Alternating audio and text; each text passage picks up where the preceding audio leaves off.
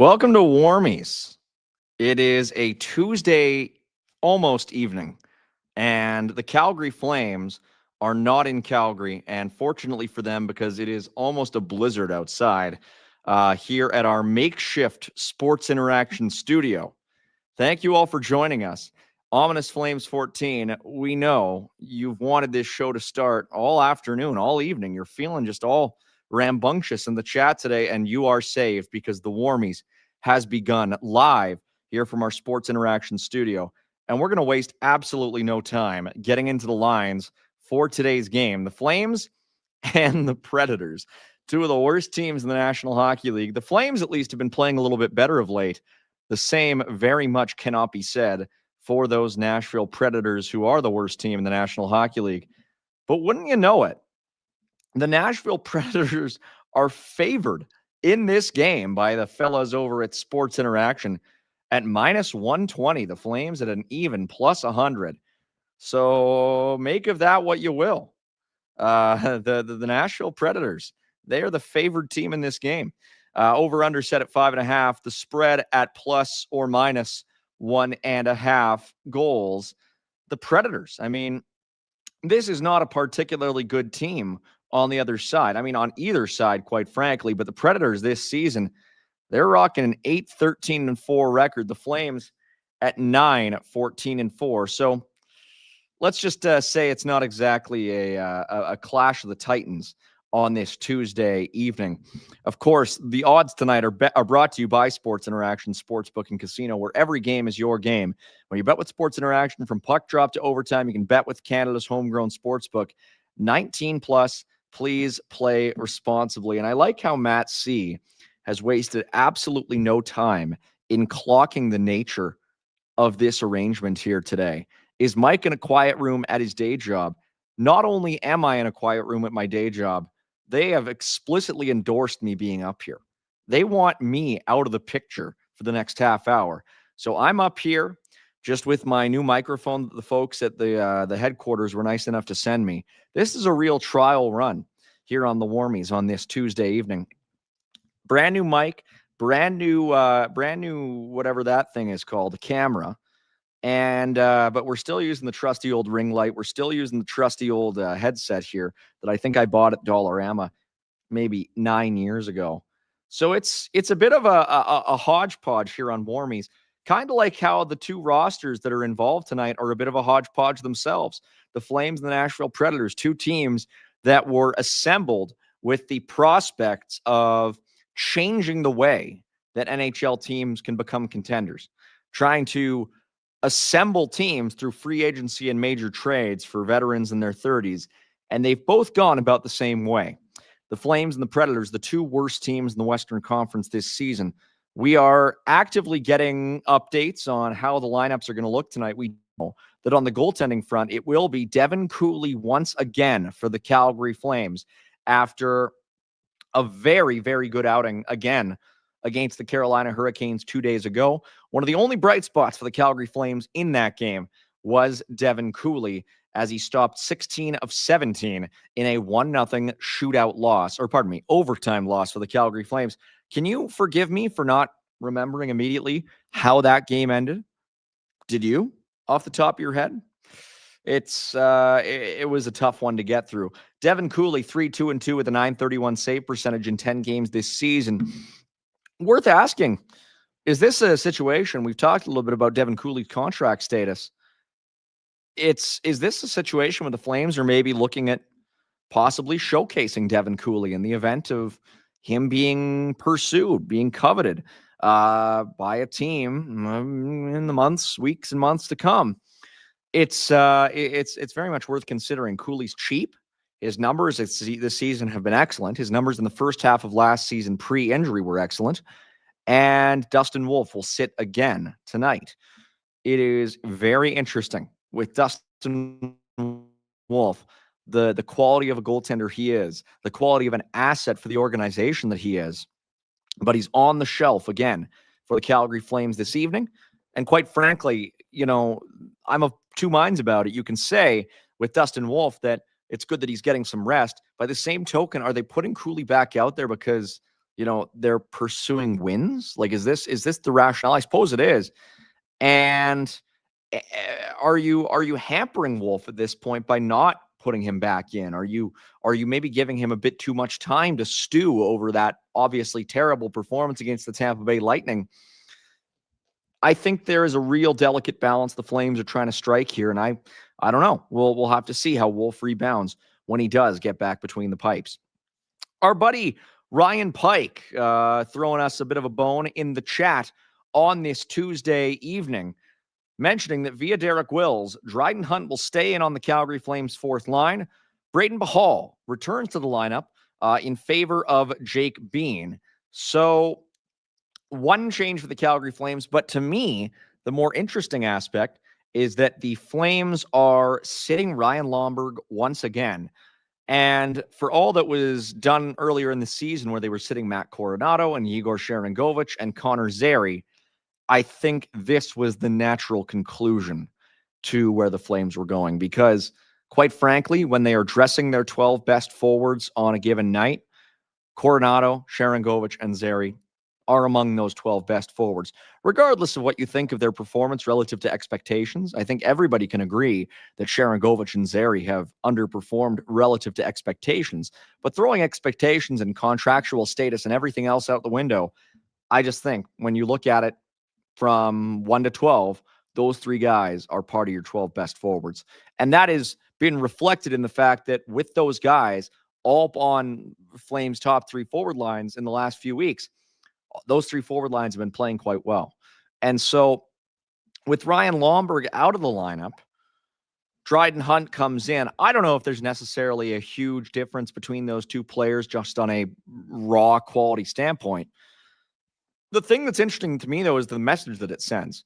Ryan Lomberg has been sort of a indisputable fixture in this lineup over the last season and a half, and now he's not. I believe, off the top of my head, this is his fourth healthy scratch now of the season, and just makes me wonder what will happen with Ryan Lomberg over the next couple weeks and months. If we see perhaps him dangled as a trade piece for the Calgary Flames, is there another team out there that would look at Ryan Lomberg and say we could use that speed and energy that is kind of not going to full use in Calgary? I mean, you look at it from Lomberg's side of the equation as well.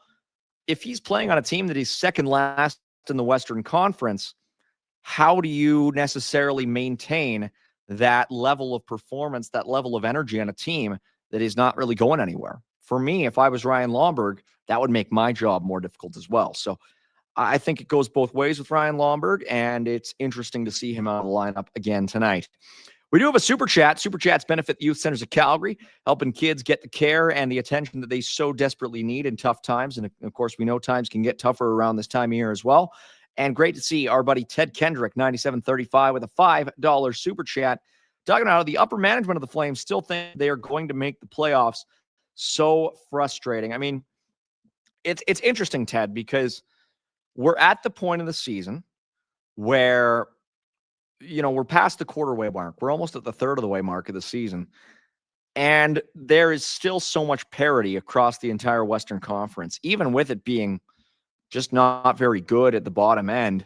Teams like Nashville and teams like Calgary are not completely out of it, as crazy as that may seem. I mean, Nashville is 2 points back at Calgary with 2 games in hand. The Flames are 5 points back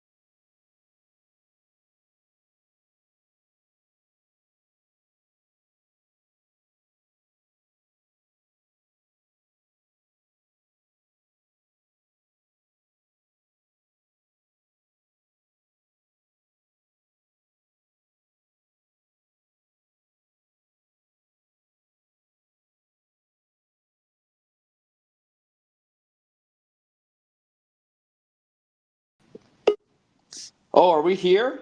This is the Gorilla Warmies.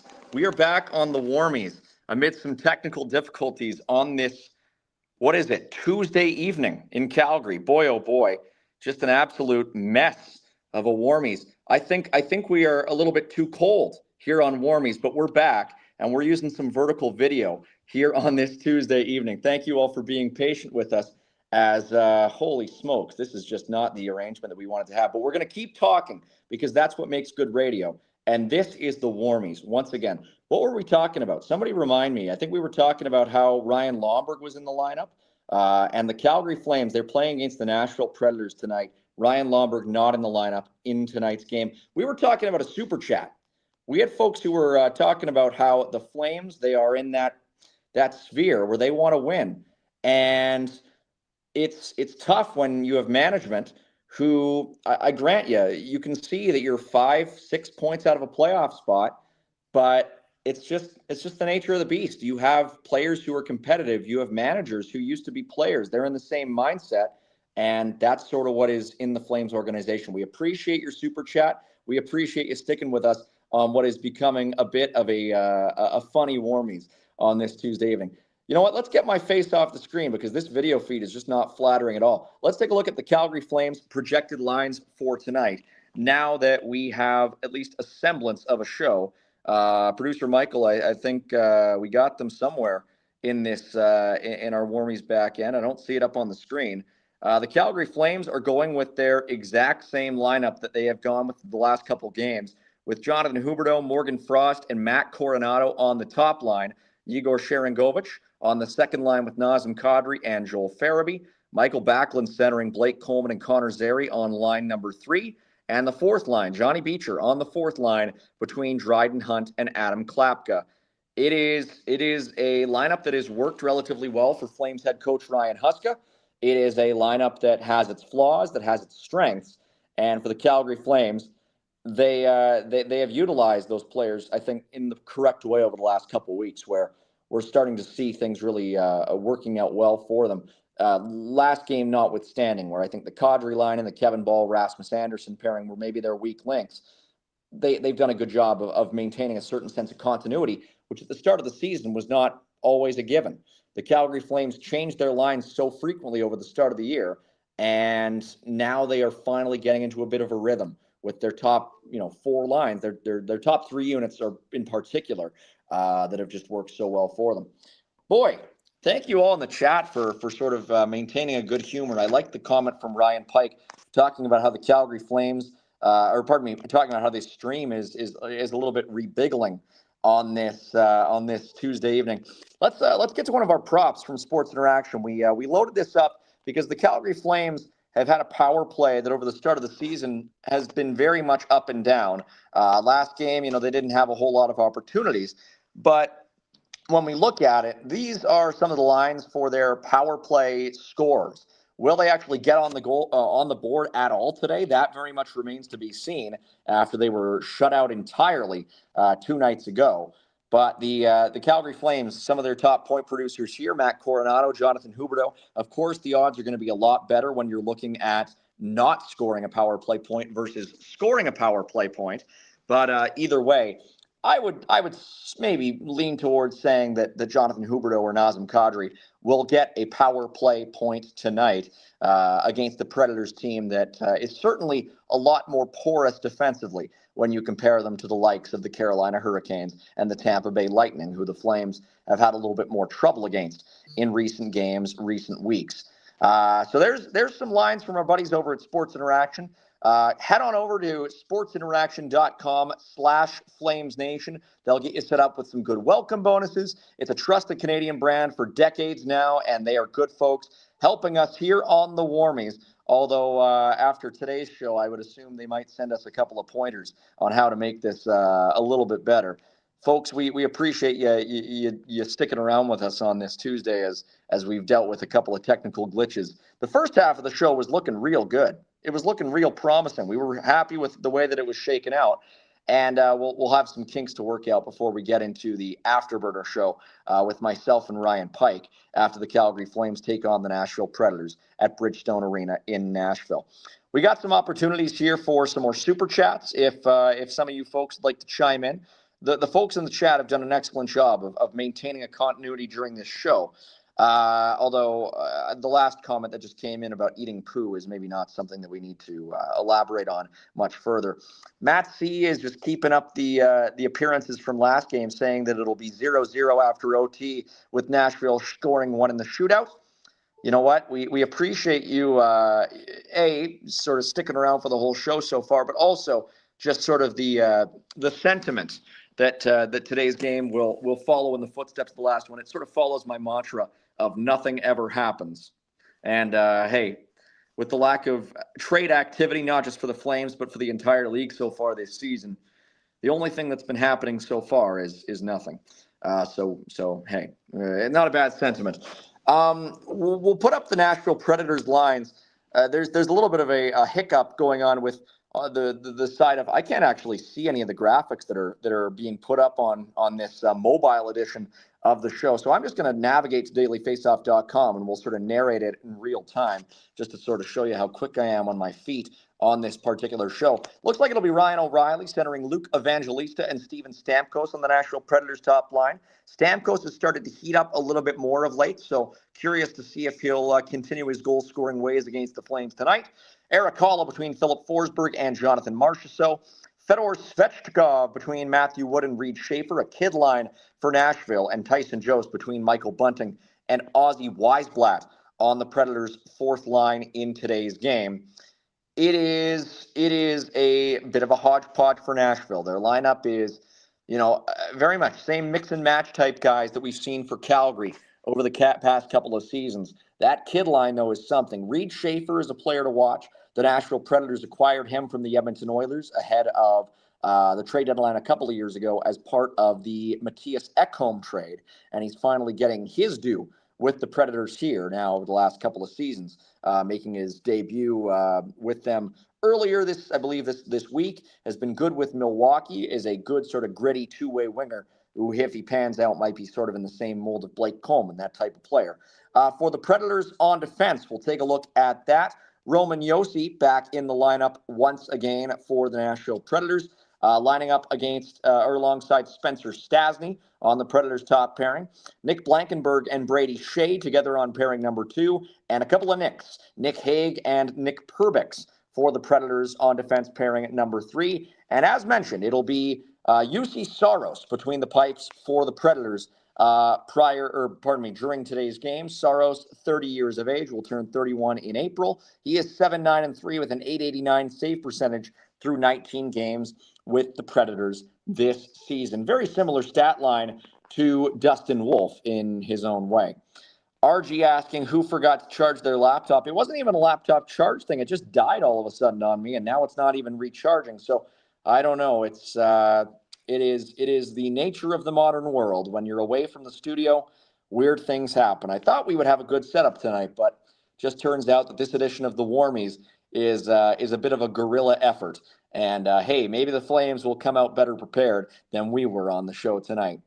I think we're going to call this one a little bit early. We've gotten 20 solid minutes in, and I don't think y'all want to see my vertical video for much longer. We appreciate you tuning in. Producer Michael's been doing yeoman's work on the back end, sort of trying to maintain whatever is going on this side of things. My name is Mike Gould. We hope to see you again with hopefully myself on a slightly better video feed. For all of you tuning in, this has been a fantastic, absolutely no notes edition of Sports Interactions gem of a show here on the Flames Nation Network.